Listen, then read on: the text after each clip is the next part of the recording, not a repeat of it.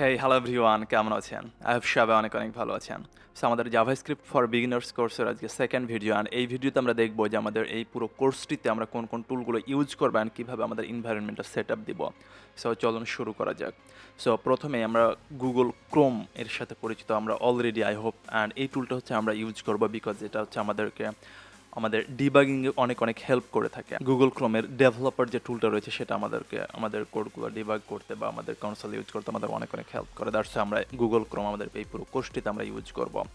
এরপরে আমরা যে টুলটা আমরা ইউজ করব আমাদের এনভায়রনমেন্ট সেটআপে লাগবে সেটা হচ্ছে নোড.js। সো নোড.js যদি আপনার পিসিতে ইনস্টল না থাকে তাহলে পরে জাস্ট nodejs.org এখানে গিয়ে জাস্ট আপনি এই রিকমেন্ডেড ফর মোস্ট ইউজার্স এই ভার্সনটা আপনি ডাউনলোড করে নেবেন।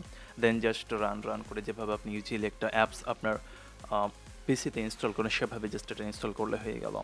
এরপরে আমরা কোড এডিটর হিসেবে এই কোর্সটিতে ইউজ করব ভিজুয়াল স্টুডিও কোড। সো এইটা হচ্ছে অনেক পপুলার একটা কোড এডিটর বলতে পারেন। আপনি চাইলে অন্য যে কোনো কোড এডিটর ইউজ করতে পারেন, তবে আমাদের কোর্সটিতে আমরা হচ্ছে ভিজুয়াল স্টুডিও কোড ইউজ করব। অ্যান্ড আমার প্রথম ভিডিওটাতে আমি একটা কথা মেনশন করতে ভুলে গেছিলাম যে আমাদের এই কোর্সে বা আমরা হচ্ছে ইউজুয়ালি যে ভিএস কোড বা ভিজুয়াল স্টুডিও কোড যে সফটওয়্যারটা বা টুলটা আমরা ইউজ করে থাকি এটাও কিন্তু জাভাস্ক্রিপ্ট দিয়ে বিল্ড করা। এছাড়া আমাদের স্ল্যাক রয়েছে, এছাড়া অনেক টপ লেভেলের সফটওয়্যার হচ্ছে আমাদের জাভাস্ক্রিপ্ট দিয়ে তৈরি। So that's all for this video. So next ভিডিওতে আমরা একদম কোড লেখা শুরু করব।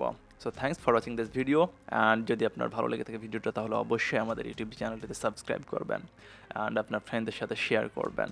সো ওকে, দেখা হবে নেক্সট ভিডিওতে। থ্যাংক ইউ, আল্লাহ হাফিজ।